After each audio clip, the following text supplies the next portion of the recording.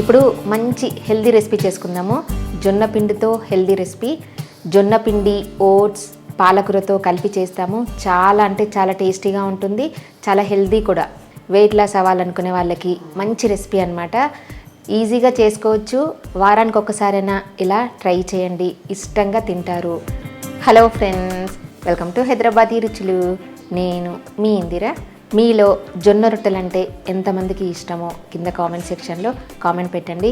ఇష్టం లేని వాళ్ళు కూడా ఇష్టం లేదని చెప్పండి.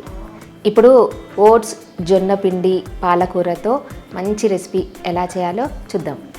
1 కప్ జొన్న పిండి తీసుకుంటే 1/2 కప్ ఓట్స్ తీసుకోవాలి. ఈ ఓట్స్ని కొంచెం రోస్ట్ చేసుకోవాలి. ఒక 2-3 మినిట్స్ రోస్ట్ చేసుకుంటే సరిపోతుంది. ఇప్పుడు ఈ ఓట్స్ని ఒక మిక్సీ జార్లో వేసుకొని మెత్తగా పొడి చేసుకోవాలి. ఈ పొడిని ఒక మిక్సింగ్ బౌల్లో వేసుకుందాము. 1/2 కప్ ఓట్స్ కదా, 1 కప్ జొన్న పిండి తీసుకోవాలి. దాంట్లో టేస్ట్ తగినంత సాల్ట్ వేసుకోవాలి. 1/2 టీ స్పూన్ కారం పొడి వేస్తున్నాను, మన టేస్ట్ని బట్టి వేసుకోవచ్చు. 1/2 టీ స్పూన్ జీలకర్ర పొడి, 1 టీ స్పూన్ ధనియాల పొడి, 1/2 టీ స్పూన్ పసుపు. వీటన్నిటిని ఒకసారి మిక్స్ చేసుకుందాము.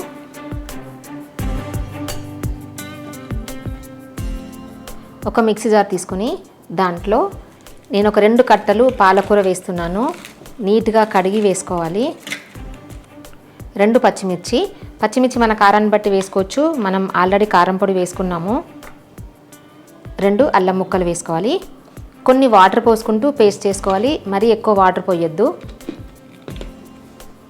ఇలా పేస్ట్ చేసుకున్న పాలకూరని జొన్న పిండిలో వేసుకొని కలుపుకోవాలి.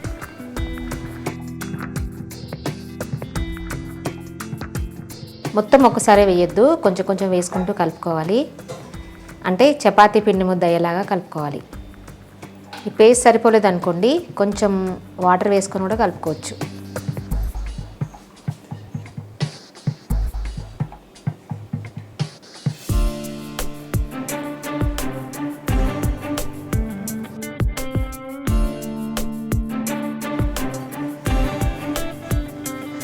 ఈ పిండిని చపాతీ పిండి ముద్దలాగా అయ్యేలాగా బాగా కలుపుకోవాలి. ఎంత మంచిగా కలుపుకుంటే మనకు అంత బాగా వస్తాయి. పైనుంచి కొంచెం నెయ్యి వేసుకుంటున్నాను. ఇది ఆప్షనల్ అండి, నచ్చితేనే వేసుకోవచ్చు. దీంట్లోంచి చిన్న ముద్ద తీసుకోవాలి. దీన్ని రౌండ్ బాల్ లాగా చేసుకొని నేను ఒక బటర్ పేపర్ తీసుకున్నాను. కావాలనుకుంటే మామూలు కవర్ కూడా వేసుకోవచ్చు. ఆయిల్ కవర్ అలాంటివి ఉంటుంది కదా, అంటే చేసుకోవడం ఈజీ అవుతుంది, అందుకని నేను పేపర్ మీద చేస్తున్నాను.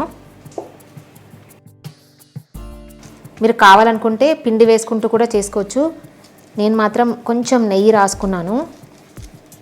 ఇలా చపాతీలాగా రోల్ చేసుకోవాలి. కొంచెం అంచులు పగులుతుందండి, కొంచెం అడ్జస్ట్ చేసుకుంటూ చేసుకోవాలి. ఇప్పుడు దీన్ని వేడి పెనం మీద వేసుకొని కాల్చుకోవాలి. ప్యాన్ బాగా వేడెక్కిన తర్వాత వేసుకోవాలి. 1 నిమిషం కాలిన తర్వాత నేను పైనుండి కొంచెం నెయ్యి వేసుకుంటున్నాను. ఇది ఆప్షనల్ అండి, నచ్చితేనే వేసుకోవచ్చు.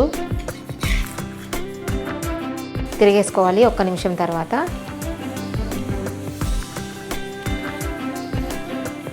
రెండు వైపులా తిరిగేసుకుంటూ ఇలా బ్రౌన్ స్పాట్స్ వచ్చే వరకు కాల్చుకోవాలి. లో ఫ్లేమ్లో కాల్చుకోవద్దు, హై ఫ్లేమ్లోనే పెట్టి కాల్చుకోవాలి. ఎవరైనా తినొచ్చండి, డయాబెటీస్ వాళ్ళైనా, బీపీ ఇలాంటివి ఎవరైనా తినొచ్చు. తిని మంచి హెల్దీ అన్నమాట. వెయిట్ లాస్ వాళ్ళకి మాత్రం బాగా పనిచేస్తుంది.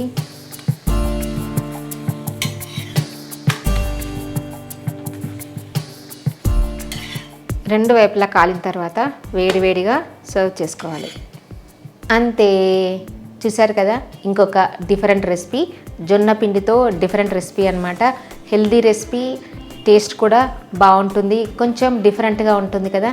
జొన్న రొట్టెలు చేయరాని వాళ్ళు కానీ, జొన్న రొట్టెలు నచ్చని వాళ్ళు కానీ ఇలా చేసుకొని తినండి.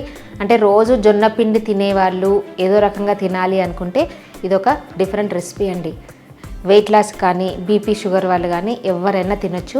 చాలా టేస్టీగా ఉంటుంది. ఈ రొట్టెలు ఇలాగే తినేయచ్చు. మనం కారం అన్నీ వేసాము, అలా కాకుండా ఏదైనా నచ్చిన కర్రీతో తినొచ్చు, లేదంటే పెరుగుతో కూడా తినొచ్చు. నచ్చిందా? ఈ వీడియో నచ్చినట్టయితే కింద లైక్ బటన్ కనిపిస్తుంది కదా, ప్రెస్ చేసి ఫ్రెండ్స్ అందరికీ షేర్ చేయండి. సజెషన్స్ ఏమని చెప్పాలనుకుంటే కామెంట్ సెక్షన్లో కామెంట్ పెట్టండి. నా ఛానల్ ఎవరైనా సబ్స్క్రైబ్ చేయని వాళ్ళు ఉంటే తప్పకుండా సబ్స్క్రైబ్ చేయండి. కొత్త వీడియో నోటిఫికేషన్స్ కోసం పక్కనున్న బెల్ బటన్ క్లిక్ చేయడం అస్సలు మర్చిపోవద్దు. Thank you for watching.